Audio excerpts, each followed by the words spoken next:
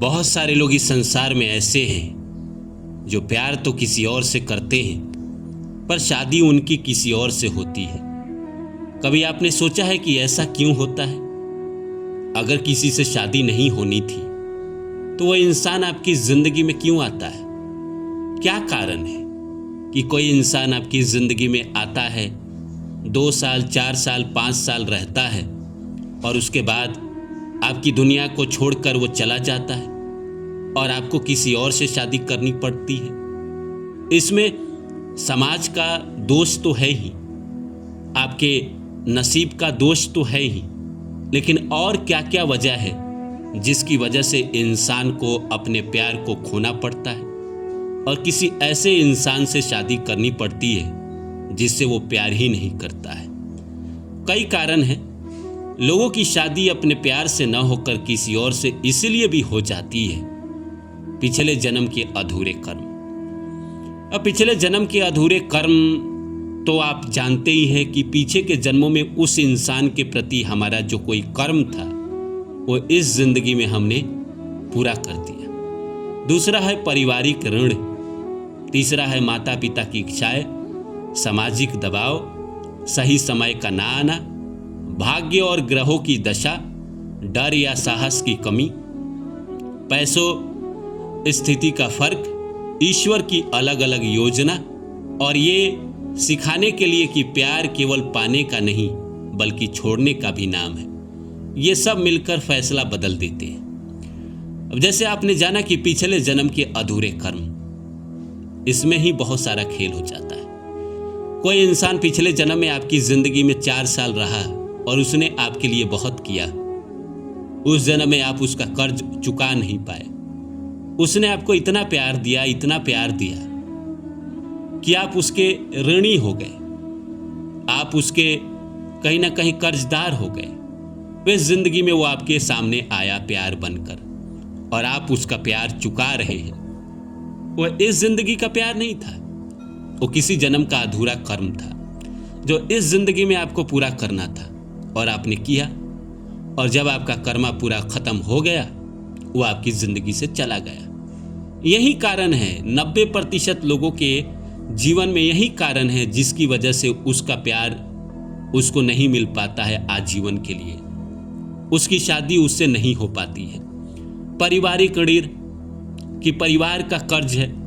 जिस घर में आप पैदा हुए हैं, जिस माता पिता के बीच में पैदा हुए हैं, वो परिवार का भी तो कर्ज है पीछे के जन्मों का और किसी परिवार के प्रति है तो वहाँ पे तो वो चुकाएगा ना। तो आपकी शादी अगर जिस परिवार में वो करा रहा है, आपका परिवार या वो परिवार जो आपके यहाँ शादी कर रहा है, ये दोनों के बीच में कर्म बंधन, ऋण बंधन किसी न किसी जन्म का बाकी है।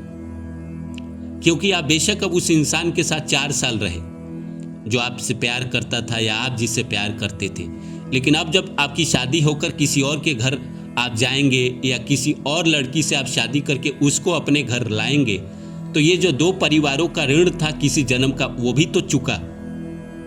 या आपका ऋण भी हो सकता है ना अपने पत्नी के प्रति, जो आपके साथ जीवन भर रहेगा, उसके लिए आपको जिंदगी भर करना पड़ेगा। अगर आप पुरुष हैं तो पैसे के रूप में, जिम्मेदारी के रूप में, अगर आप स्त्री हैं तो कहीं ना कहीं उनकी जिम्मेदारी, सुबह जगाना, खाना बनाना, नाश्ता तैयार करना, उनके बच्चों का पालन पोषण करना। बच्चे का कर्म तो वैसे आपका भी कर्म है, लेकिन कहीं ना कहीं दोनों के कर्म बंधन है तो बच्चे हुए। लेकिन एक दूसरे के प्रति जो आप करेंगे जिंदगी भर, वो किसी न किसी जन्म का इतना बड़ा कर्ज है, इतना बड़ा कर्ज है कि उस कर्ज के आगे प्यार का कर्ज बहुत छोटा था। इसीलिए प्यार किसी और के साथ चला गया और आपको किसी और के साथ शादी करना पड़ा।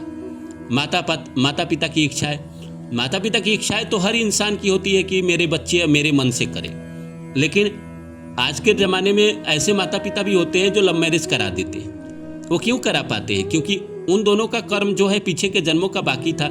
माता पिता इसीलिए एग्री हो जाते हैं। माता पिता बाधक बनते हैं या साधक बनते हैं? अगर आपके कर्म पीछे के जन्मों के एक दूसरे के प्रति बाकी है तो आपके लिए साधक बन जाएंगे।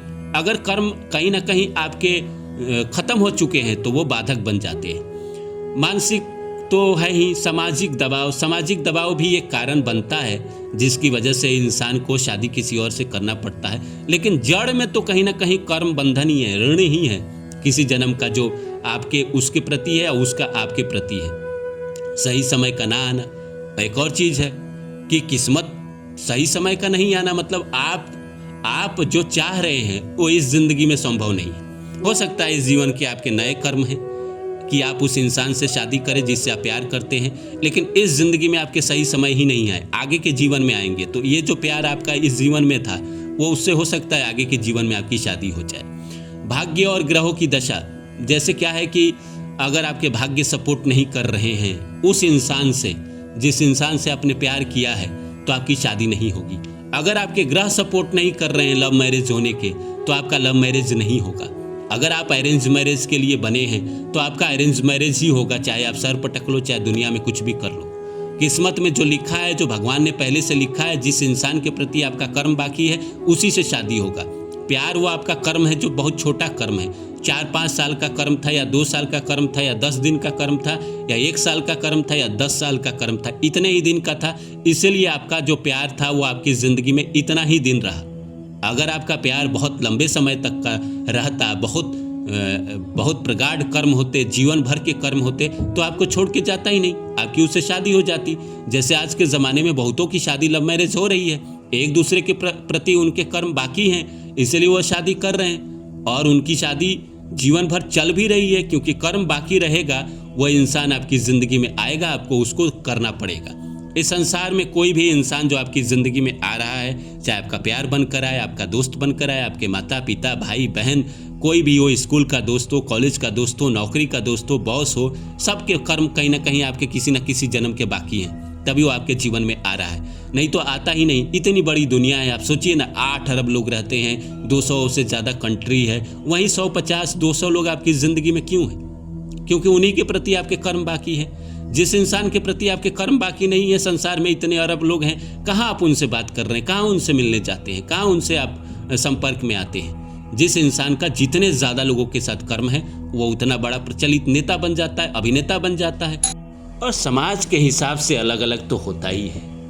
अब मान लीजिए लड़का पैसे वाला है, लड़की कम पैसे वाली है, या लड़की ज़्यादा पैसे वाली है, लड़का कम पैसे वाला है, ये सब फर्क पड़ता ही है। लेकिन अगर आप मुझसे पूछे तो मैं बोलूँगा कि जो सबसे ज़्यादा फर्क पड़ता है वो पिछले जन्म के कर्म की वजह से। अगर पिछले जन्म के कर्म अच्छे हैं, लंबे एक दूसरे के पेंडिंग कर्मा है, तो आपका लव मैरिज भी हो जाएगा और आप एक दूसरे के साथ पूरी ज़िंदगी बिता लेंगे। अगर आपके कर्म पिछले जन्म के कुछ ही दिनों के हैं तो आपकी ज़िंदगी में आएगा, प्यार बनकर आएगा और फिर आपकी ज़िंदगी से चला जाएगा। मेन यही कारण होता है, बाकी तो सब बहाना बनता है।